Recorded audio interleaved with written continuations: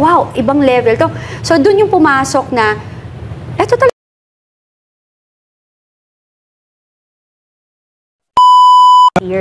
Tapos nire-recall ko. Sabi ko, wow, ibang level to. So, dun yung pumasok na, eto talaga mga taong to, no, ungrateful talaga. Walang pakialam, napakawalang utang na loob, at saka napakamakasarili. At saka imaginein mo ha, they are hurting all this, yung mga taong to, especially si VP Sara, na who goes against pa sa dad niya because she wanted to help them. Tapos siya pa yung tinitira, tapos yung Ale, wala na siyang ginagawa. She left nga eh. Para, okay, ayoko na, like what she said, ayoko na, alis na lang ako, toxic, mananahimik ako, I let them be. Pero hinabol siya. You know what I mean? Parang ginulo pa siya.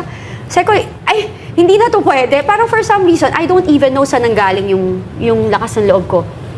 Yung parang sabi ko, if they can, ganun pala, they can do it to me, they can do it to the whole people, to the whole Philippines. Sabi ko, okay, fine, I need to do this na. And the only person that I told na, parang sasabihin ko na lalabas ako, is my eldest daughter.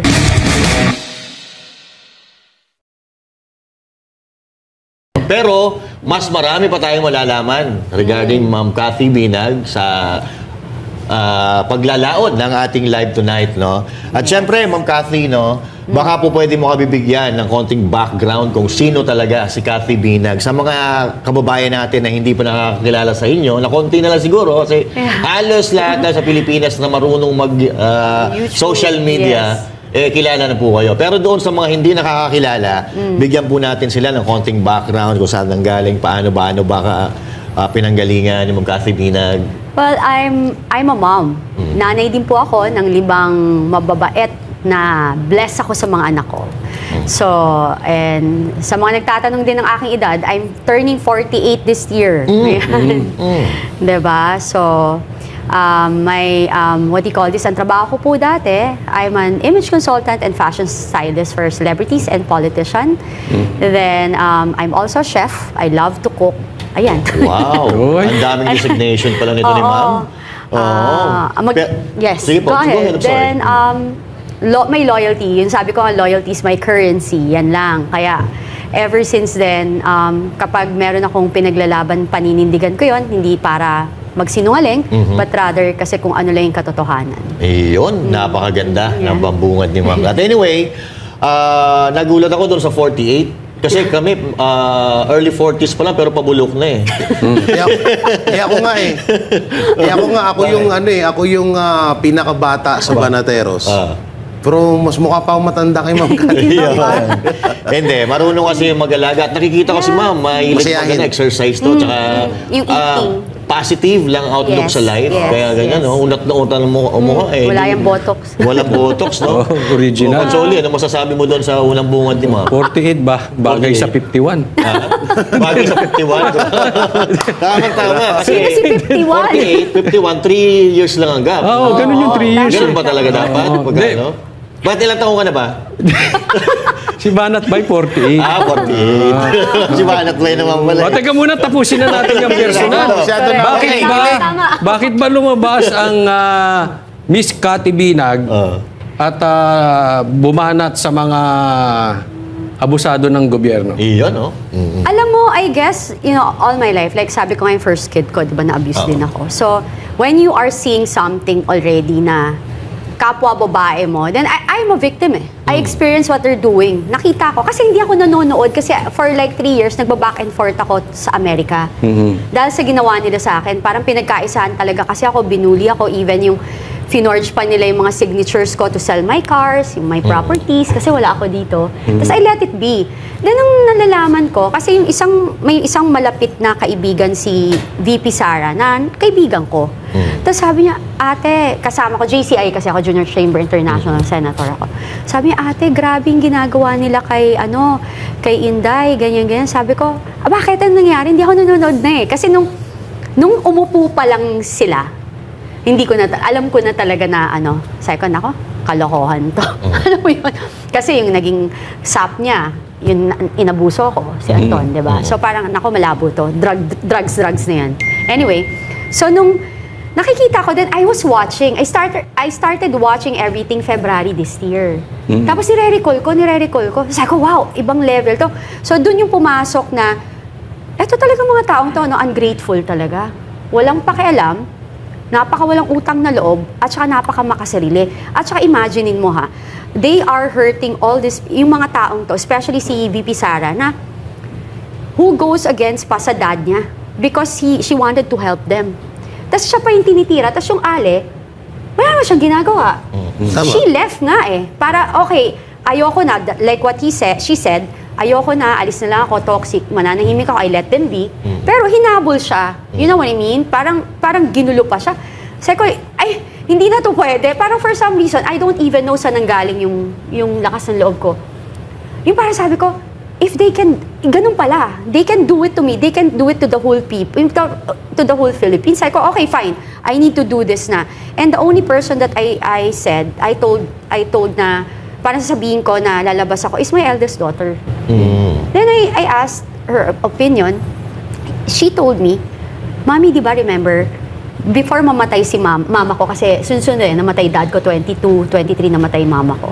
So sabi niya, remember Mami, sabi ni Lola, ni mama tawag nila sa mom ko, demanda mo nga. Tapos siya pa mag-witness, sabi niya lahat, yung mga ganon. Namatay siya. Tapos parang maybe ito yun. Baka si mama rin yan. Pero ma'am, di ba kayo, siyempre, medyo matataas to eh. And meron kayong personal Yes. sa kanila, no? So, hindi ba kayo natatakot? Alam mo, again, hindi ko alam talaga. Alam mo, hindi ko alam saan nanggaling yung lakas ng loob. And maybe because for 3 years, I just isolated myself. Then, isolated myself kasi I feel like I have so much pain in my heart. Ganon. Tapos, in-isolate ko yung sarili ko. Tapos, kay God lang ako. I think it's God providence talaga yon. Tapos, until now, hindi ko alam saan nanggagaling. Until now, nan umuupo ako dito, again and again, kinuwento ko nga, maharap ako sa mirror sometimes. Ano yung kinukonvince mo? Matakot ka, Kati, matakot ka. Wala eh. And Yeah. I'm ready. You know you're a Christian. You told me a while ago. If you surrender 100% your life to God, I think you're ready. You're not afraid to die.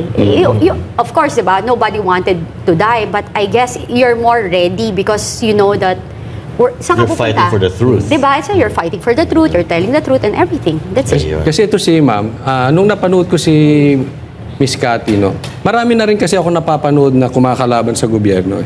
And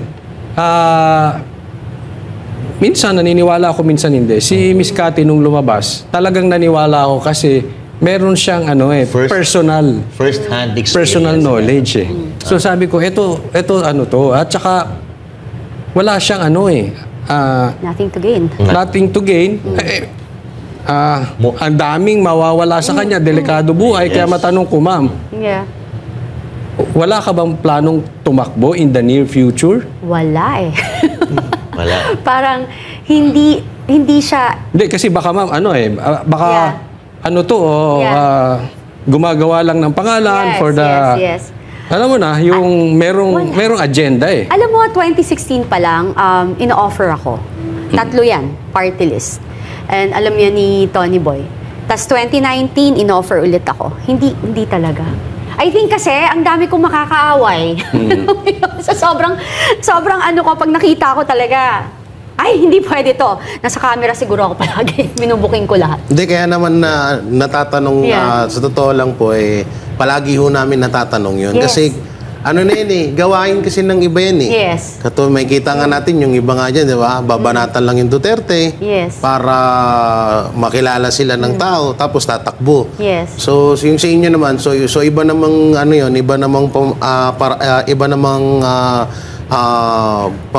paraan yun, or iba namang hindi katulad nung sa kanila, kaya palagi namin natatanong nila, Coach Holly, na wala ba kayong plano tumakbo Based na on experience kasi. Oo. Well, yung sa totoo lang, I think yung parang mas better na ganito lang ako. Yung parang pwede akong magbantay bilang simpleng ordinaryong tao, maging political, magbantayan ko yung mga politician natin, tapos I can say what I want. Rather than sitting there, tapos ako naman yung mababati. Because remember kasi, eto kasi yan, walang politician na umupo, nagiging kontento ang lahat ng constituent. Kasi hindi mo mapiplease lahat. May mga bagay ka talagang hindi mabibigay. And ako kasi people pleaser ako eh. Yung parang ayoko may nadidisappoint sa akin. So parang feeling ko baka ma-depress ako, mag-cause ng depression ko.